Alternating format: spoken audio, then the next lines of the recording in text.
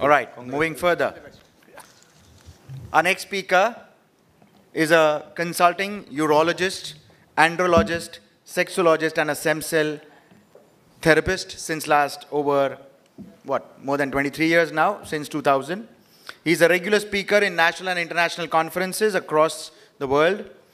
He's an awardee at various platforms. He's been awarded as the Rashtriya Vikas Ratna Award at New Delhi. He's been awarded as the Phule Sahitya Ambedkar Award. He's been awarded by the Lokmat Maharashtra Most Stylish Doctor Award. So, ladies and gentlemen, with a round of applause, let's welcome a stylist, Dr. Vijay Dahifale, who will be speaking to you on stem cell. Dr. Vijay Dahifale for you. Thank you. Hello, good evening. Good evening to all of you. Now, in this session, after practical demonstration, we are going for the basics of every treatment. First and foremost of all, thank you to Dr. Kumar, our chairperson, Sachidev, and Dr. Pandey, Santoshji, Dr. Junaid, and all dignified people's audience, august gathering. Without you, nothing is possible. So now, whatsoever treatment you are observing, watching since 2 days, what is the basic principle of anything? You might have seen everything. You have seen acupressure, you have seen acupuncture, you have seen different type of this cupping therapy, whatsoever it is. Healing कैसे होता है? Healing कौन करता है? Healing doctor करता है या healing dressing करती है या healing कहाँ से होती है? तो healing अपनी own body करती है, अपना own tool box रहता है और वो tool box को सिर्फ आपको stimulate करना है. फिर वो stimulation के लिए अलग-अलग प्रकार है, different ways है. जो हमारी बॉडी की स्टॉकिंग सिस्टम है, वही स्टॉकिंग सिस्टम उसे स्टिमुलेट करने के बाद हर पार्ट का हीलिंग होता है. और वो क्या प्रकार है, आप हमने काफ़ी देखा, कहाँ पे पंक्चर हो रहा है, कहाँ पे कटिंग हो रहा है, कहाँ पे हीटिंग हो रहा है, कहाँ पे हाइड्रेशन हो रहा है, कहाँ पे प्रेशर जा रहा है. तो सबका प्रिंसिपल एक ही है, हीलिंग और सेल, और वो रहती है stem cell. Kumar ji correct? Santoshji, I feel we are going to stimulate that system, and which system works for that, ये हमें देखना है. बेसिकली यूरोलॉजी, एंड्रोलॉजी और सेक्सोलॉजी, ये तीनों डिपार्टमेंट में वर्क करता हूँ. स्पेशली स्टेम सेल थेरेपी का वापर जो है हर एक ट्रीटमेंट के लिए होता है, कॉस्मेटिक्स से लेके तुम्हारे pathological part as well as मेरा जो अभी बिग वर्क चल रहा है वो सेक्सोलॉजी और एंड्रोलॉजी में कैसे सेल थेरेपी हर जगह काम में आती है. उसके लिए मेरे शाम टीवी के ऊपर मेरे टॉक्स रहते हैं. हर फ्राइडे रात को 11 बजे मेरा लाइव टॉक रहता है, सुखी जीवन का मंत्र नाम से. वो रहता है मराठी में, और हिंदी और इंग्लिश में वो सब शो यहाँ पे रिलीज़ किए जाते हैं. सेक्स एजुकेशन, सेक्सुअल अवेयरनेस और सेक्सुअल सेफ्टी, इसके बारे में. और हर चीज़ के लिए ये सेल्स का क्या रोल होता हम डेफिनेटली देखने वाले हैं. So how is our body is developed. हमको तो बस इतना पता है, प्रेगनेंसी रहती है, 9 महीने के बाद डिलीवरी होती है और हम आ जाते हैं. लेकिन कितना बड़ा मिरेकल है. समझो वो ऊम के अंदर का मैकेनिज्म समझो हम तैयार कर सके तो मिरेकल हो जाएगा. इसलिए तो कितना भी रिसर्च हो गया तो उसके हम पास जा सकते हैं.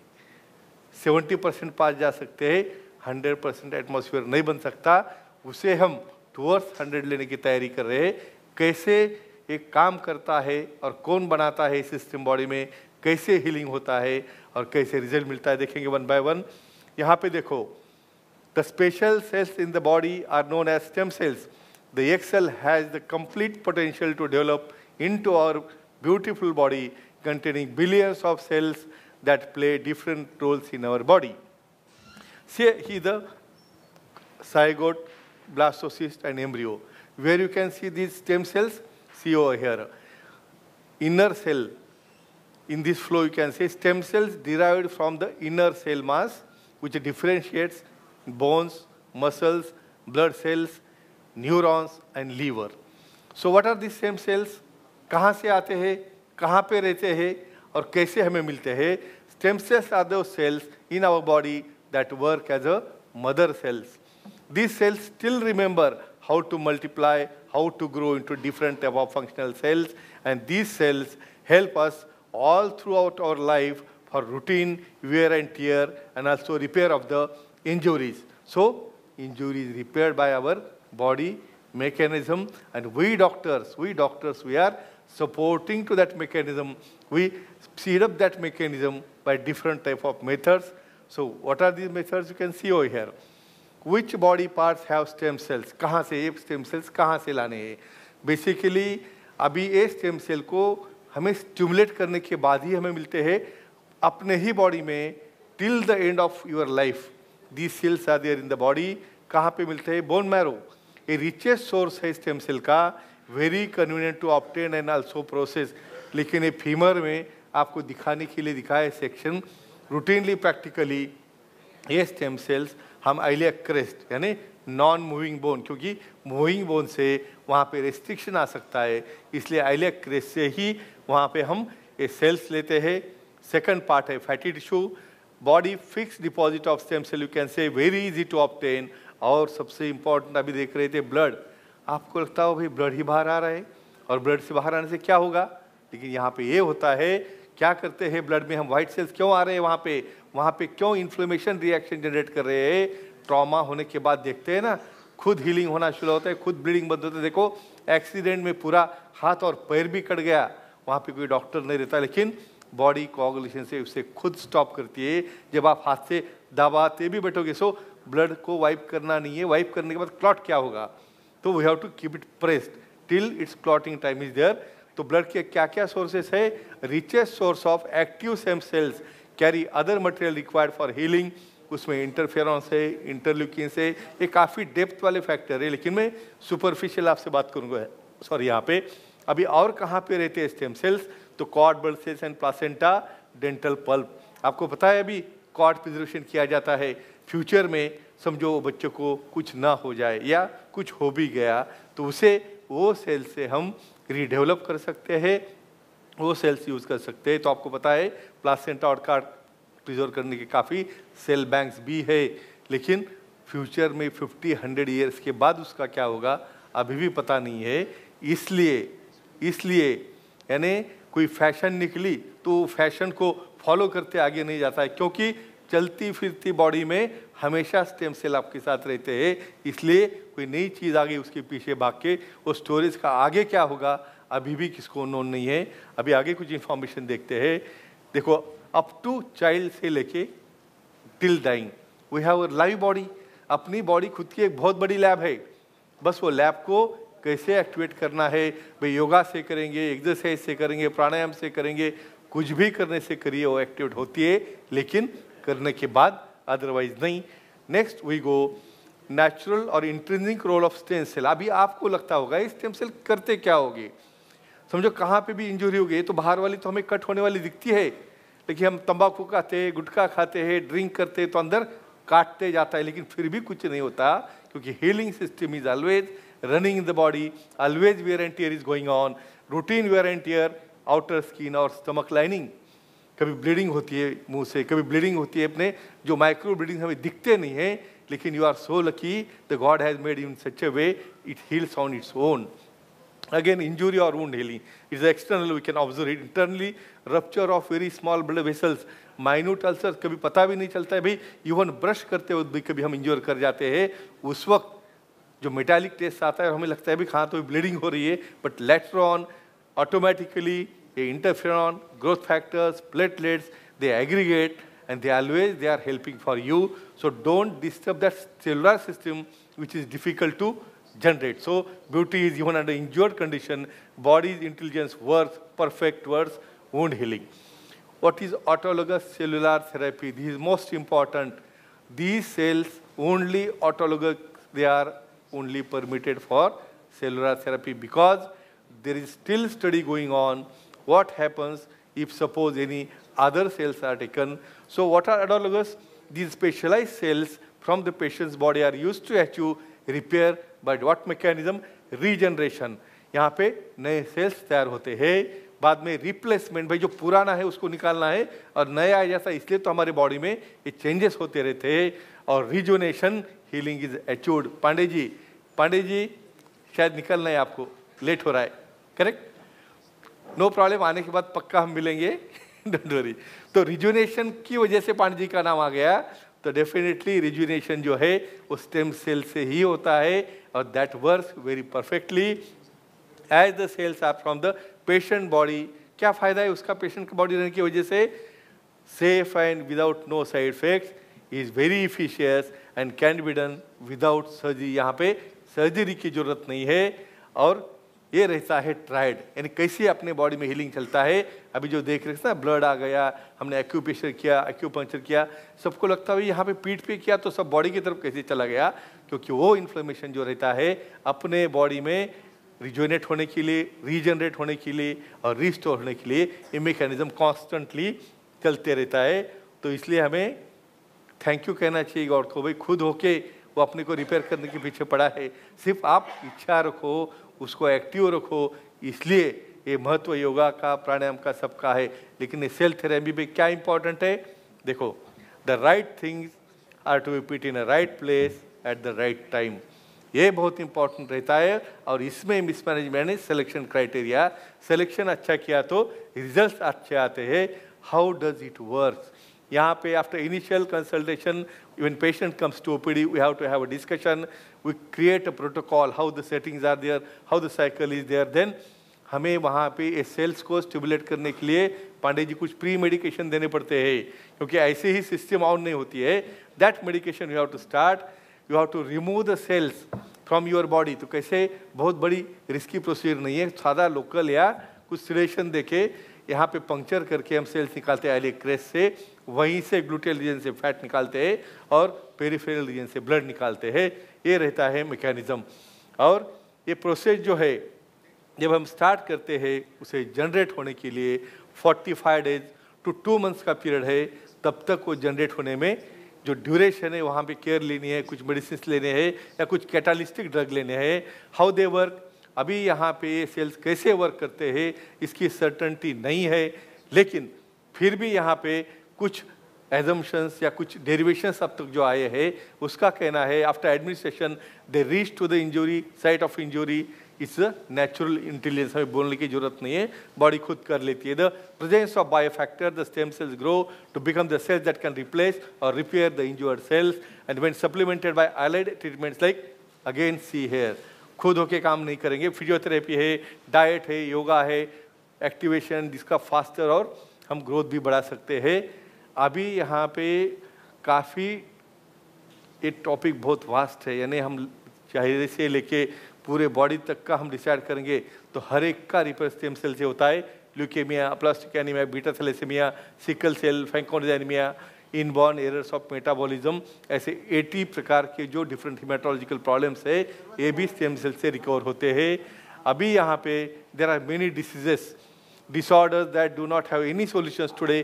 कन्वेंशनल मेडिसिन काम नहीं करते हैं, उसको लिमिटेशन है, तो सेल ही सेल को अच्छा करेगी। तो ऐसे केसेस में हम एक ही कहते हैं, cerebral palsy, autism, delayed development, muscular dystrophy, ये भी उसमें कर लेते हैं। पांडे जी, मुझे लगता है आपको जल्दी है, कोई प्रॉब्लम नहीं, कैरी ऑन कर सकते हो, क्योंकि क्या है आपका फ्लाइट का टाइम है। तो अभी यहाँ पे हम जो डिस्कशन कर रहे हैं, सेल्स कहाँ कहाँ यूज़ किए जाते हैं। चलो हम कॉस्मेटिक से चालू करते हैं। अभी हमने देखा फेस के ऊपर हमने वो मैकेनिज्म किया। अभी आप सोचने होंगे बस ऐसे करने से क्या हुआ होगा, तो अगेन ये सब आता है स्टेम सेल्स के ऊपर। वो सक्शन इफेक्ट जो है, वो इफेक्ट से लोकल रीजन पे स्टिमुलेशन मिलता है। फेस में इवन हेयर ग्रोथ, हम platelet rich plasma therapy inject करते हैं जब वहाँ पे हेयर में, या जब हम पंक्चर भी करते हैं तो रहता है सोर्स, यानी वहाँ पे जख्म नहीं बनाना है, लेकिन उसको डायरेक्शन देनी है, तो वहाँ पे सेल्स आ जाते हैं और इसलिए ग्लो आ जाता है। वो सक्शन इफेक्ट है, उसे स्टिमुलेट करता है। उसके बाद और क्या आता है, बहुत बार यहाँ पे बॉडी में रिंकल्स है, एंटी एजिंग है, उसके लिए भी स्टेम सेल यूज़ करते हैं। पोस्ट बर्न कॉन्ट्रैक्चर है, बहुत बार कोई स्कार मार्क है, वहाँ पे भी वर्क करते हैं। कॉस्मेटिक प्लास्टिक सर्जरी में फेस लिफ्ट है, बॉडी लिफ्ट है और ब्रेस्ट लिफ्ट भी यहाँ पे किया जाता है उसके रिजुनेशन में। और आपको अभी जो एंड्रोलॉजी में प्रैक्टिस कर रहा हूँ, यहाँ पे हर एक के बॉडी में आफ्टर एज ऑफ 40 बॉडी में चेंजेस होते रहते हैं। समझो डायबिटीज़ है, बीपी है, एजिंग है, उससे एक ही ध्यान में रखो, जो सेक्सुअल डिस्फंक्शन रहता है मेल है फीमेल में, उसमें बॉडी में चेंजेस हो जाते हैं। जो टिश्यू है, कार्पोरा है, जो फंक्शनल यूनिट है, वहाँ पे आपको जब तक उसे स्टिमुलेट नहीं किया जाएगा तो उसे कैसे स्टिमुलेट करेंगे? ठीक है, एक्सरसाइज, योगा, प्राणायाम, बाकी चीज़ें तो सब करते रहेंगे, लेकिन अभी मेरे प्रैक्टिस में कुछ लोगों को मैं ऐसे देखता हूँ कि ठीक है चलो डायबिटीज़ हो गया, बीपी हो गया, नहीं अभी काम खत्म, मैं कुछ कर नहीं पाता, अभी ऐसा नहीं है। लेकिन एक ध्यान में रखो कि नेचर ने पहले जो वेसल अफेक्ट होती है वो अफेक्ट होती है पेनाइल आर्टरी, जिसका 25% भी ब्लॉक हो गया तो वहाँ पे उसको डिस्फंक्शन आना चालू होता है। और हार्ट को ब्लॉक होके अटैक आने के लिए, पेन होने के लिए 50% ब्लॉक लगता है। तो इमेजिन करो आपका डिस्फंक्शन, ये पहला इंडिकेशन है आपके बॉडी में कि भाई आपको कुछ वास्कुलर चेंजेस हो रहे हैं।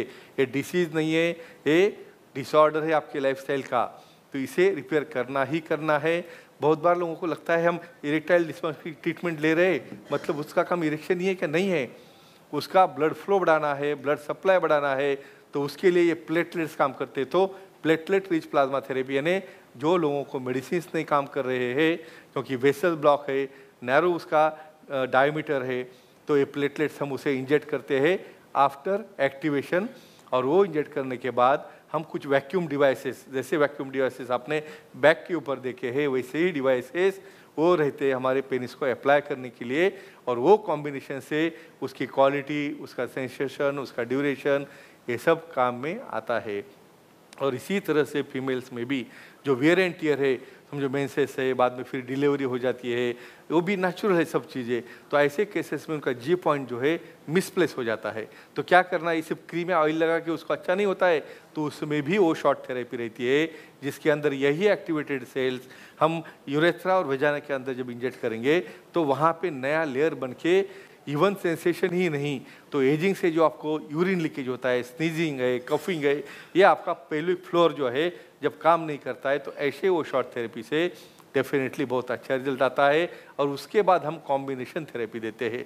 तो इस तरह इतने टाइप्स ऑफ ट्रीटमेंट है जो सेलुलर थेरेपी से हम कर सकते हैं।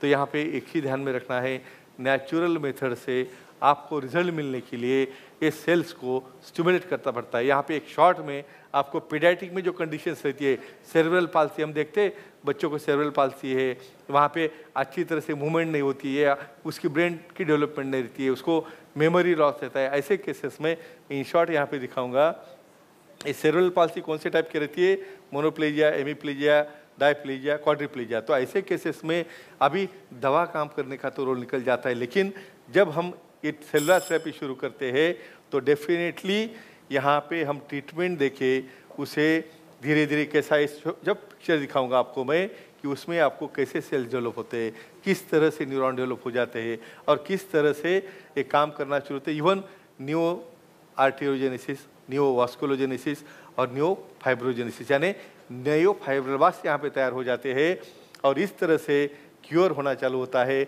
और ऐसे केसेस में कौन से रूट से हमें देना है, इसे ब्लड से ही देना है या अदर कोई रूट्स रहते हैं इसके अंदर, इंट्राविनस यानी वेन के अंदर से सेल दे सकते हैं। दूसरा कौन सा आया, इंट्राथिकल, जैसा हम स्पाइनल एनेस्थीसिया देते हैं वहाँ से भी ये सेल्स हम दे सकते हैं। और तीसरा आता है इंट्रानेजल, यानी नेजल रूट से भी यहाँ पे हम ये सेल्स डेफिनेटली दे सकते हैं। तो अभी ये सेल थेरेपी का डेफिनेटली आपने देखा है हाउ इट वर्क, हाउ ये नेचुरल यूनिट है। तो यहाँ पे सिंपल एट द एंड आपको कहना चाहूँगा, किसी भी तरह से हमें नेचुरली रिपेयर चाहिए तो cell therapy is a last option. और डेफिनेटली और इसके काफ़ी डिटेलिंग इनफर्टिलिटी में है। बहुत बार विजय सर वेलकम, नमस्ते। सो इवन इनफर्टिलिटी जिसमें IVF वगैरह हम करते हैं, तो ऐसे केसेस में जो पैरेन्काइमा हम कहते हैं, अभी यूट्रस का पैरेन्काइमा बहुत थिन है, वहाँ पे इम्प्लांट भी नहीं हो रहा है, जाइगोट भी डेवलप नहीं हो रहा है, तो क्या करेंगे, तो वहाँ पे यूट्रस में भी हम जब सेल थेरेपी देते हैं उस वक्त उसकी थिकनेस जब तक बढ़ेगी नहीं तब तक वहाँ पे इम्प्लांटेशन नहीं होता है। Friends, stem cell therapy is a very big topic. All topics to be covered in a one session is not possible. तो यहाँ पे again I will thank to doctor Kumar and all organizing committee for inviting me over here. Thank you. Thank you very much for patience listening. Yeah. 98223 98223 26248 98223 26248. Chalo, thank you, Kumar sir, for organizing such a nice feast. Yeah. Congratulations, Yeah. sir. Thank you. Thank you. Yeah. Yeah.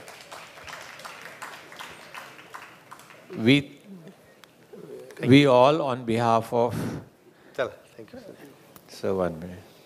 We all on behalf of everybody over here, thank Dr. Vijay for being over here and enlightening us on the very, very, very important subject of stem cells. And I look forward to everybody to gaining more out of him, the way the short conversations I had with him. I think he's the best person to speak to in future. Thank you very much, Thank you. sir. Yeah.